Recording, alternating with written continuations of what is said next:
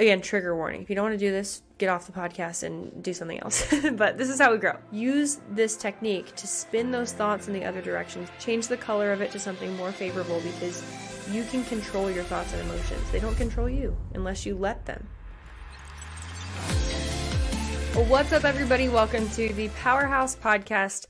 I'm your host, Coach Megan, and man, it's so good to be back with you guys after a long break. Today, we're going to be talking about how to become present in a world that is going so quickly, kind of flying by us at 200 miles an hour.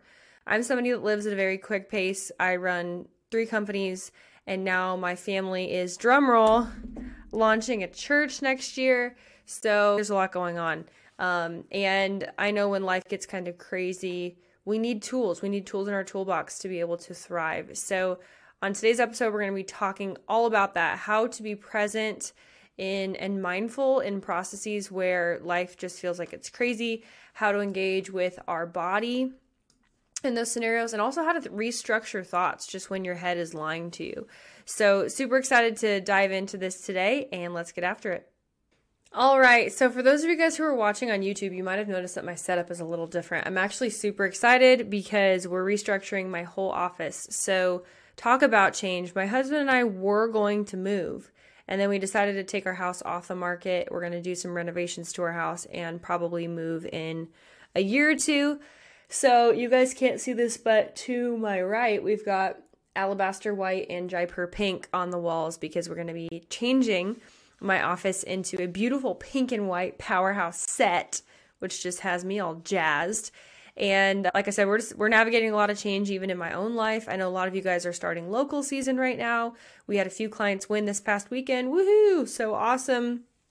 And when you have situations, we've talked about the self-coaching model a lot of different times.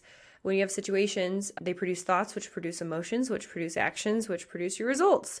And then when we get results, then we start all over again and we drop back into those results, give us new thoughts and new emotions, and that can be kind of overwhelming. So I want to give you guys some strategies today on how to deal with that. Who wants to deal with their mind rather than their mind dealing with them, right?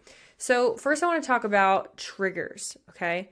So what is a trigger? I guess trigger warning for anybody. When you're experiencing a situation that triggers an unpleasant emotion that you don't want, rather than addressing the content of your thoughts and emotions, we can focus on the structure, okay? Most people aren't actually aware that there is a structure to an emotion or a feeling.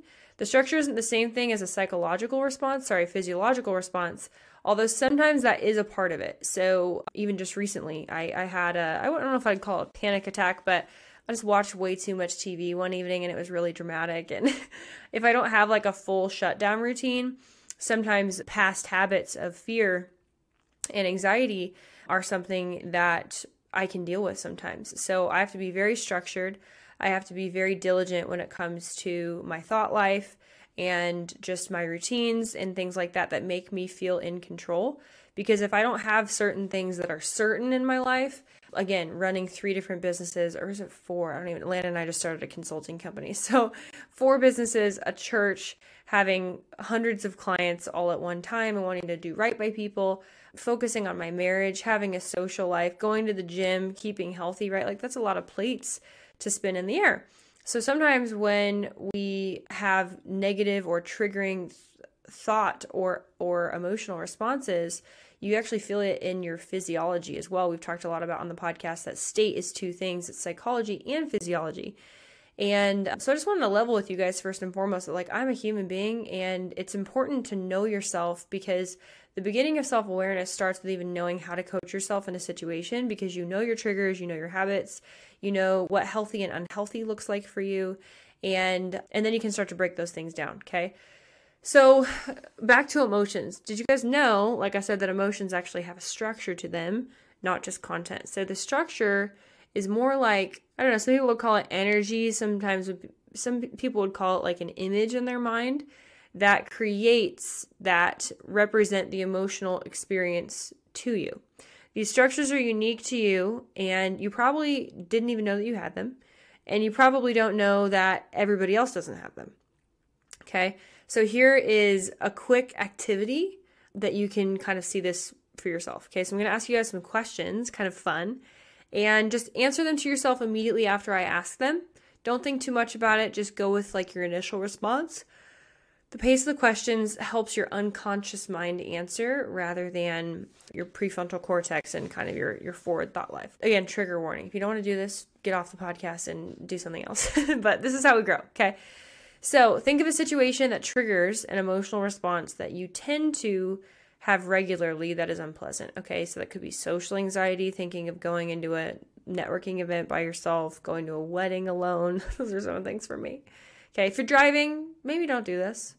Now, I want you to feel the feeling of what it feels like to walk into that social event, to walk into that wedding by yourself, to see somebody that bullied you in high school, to see the girl in your pageant that is your biggest competition. Boom. Okay. Where does it start to feel in your body and where does it go? Is it tightening of the chest? Is it tingly arms? Is it you feel like you're going to throw up? Okay.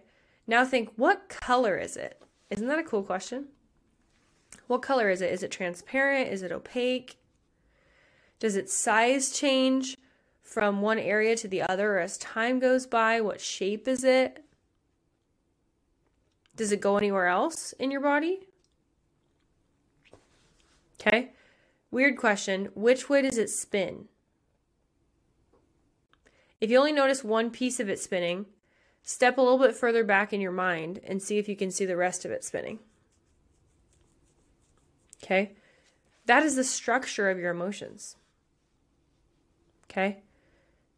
Now, put yourself in the situation again. It's a strong one, right? Now, inside that situation, spin that structure the opposite way and change that color to a color that you like better. So if something's black, turn it pink, turn it white, turn it sparkly. Okay? Change it, flip it the opposite way and unspin it. Now check yourself again. Do you still feel it? If so, do it again and spin it even faster the other direction. Now, what does this new feeling feel like? Kind of cool, huh? Is there any problem taking this new feeling with you into the future? No. The answer is no. Okay? Try putting yourself in that situation again. It should feel better because you reframe the emotion. Okay? I'm even doing this as I'm talking and I feel like a peace come over me. Oh my gosh, I just reverse engineered that objection, if you will. So often we hide in life, you guys, from things because we feel like your subconscious is telling you that you're literally going to die if you do something. When in reality, we just need to step back and look at something from a little bit different lens. And you're actually really, really capable. And that thing is actually really, really possible, which is beautiful, you know? So I just wanted to give you guys this simple exercise that you guys can do this with thoughts. You can do this with circumstances. You can do this with emotions. Maybe a thought is repeating itself in your mind. Well, you need to ask yourself, what's the opposite of that thought? And how do I think that thought as profusely as the thought that's trying to harass me in my mind, saying, you're not good enough, you're never going to do this, replaying old things, da da da da da. And you need to step into the present and into your future self to imagine, allow yourself to sit in the goodness of the future, to sit in the goodness of the present, to sit in gratitude. And it will literally, like, you can't be angry and grateful at the same time. You can't be fearful and grateful at the same time. One of the first things that I do with all of my life coaching clients is we start with a question where I say, what are 5 things you're grateful for? Or what's the best thing that happened this week? Because if you're walking into a coaching session and you have a bad attitude about it, it's going to greatly affect even our conversation as I'm guiding you through to your goals, right? Which is what a life coach is, helping you get clarity on your goals and helping you take action towards those things. So it's super important that we even put them in a positive state so that when they're answering and when they're thinking about these things, they're in a state of abundance, not a state of fight or flight, fear, rejection, abandonment, these different things. So the next time that you are, you need to be at that wedding, but your +1 bailed last second, or you're nervous because you're going to see your ex-boyfriend at a mutual event and that makes you feel a certain way, right? Or whatever. use this technique to spin those thoughts in the other direction, spin that emotion in the other direction, change the shape of it, change the color of it to something more favorable, because you can control your thoughts and emotions. They don't control you unless you let them. You can control your thoughts and emotions, okay? Try this. It's good to be back, by the way. Super excited for next week's episode. Try this, and I want to hear your guys' comments, okay? Please message me at Powerhouse Pageantry or send us a review on the podcast if this helps you, when this helps you, and as you guys try this out. All right, I'll see you guys next week. Bye.